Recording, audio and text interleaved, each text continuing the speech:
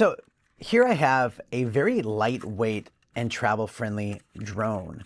So this is actually like a plastic build, but this thing flies incredibly. So here is the drone. You get 4K, 30 frames per second footage. You can charge each battery individually with USB-C, or you can use the 3 battery pack little charging. You can charge it all together with this one right here.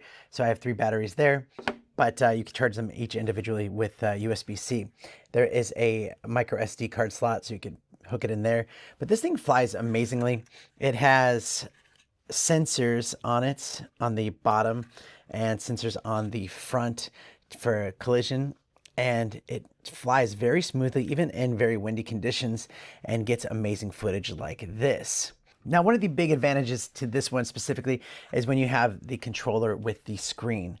So this screen, very vibrant, touch sensitive, you can track objects, and you can fly with ease.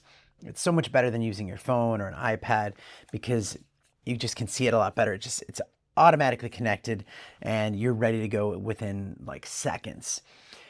Connects to GPS very easily. So I'm very impressed with it. It flies really smoothly, especially with a controller. So highly recommend this package here, and thanks for watching.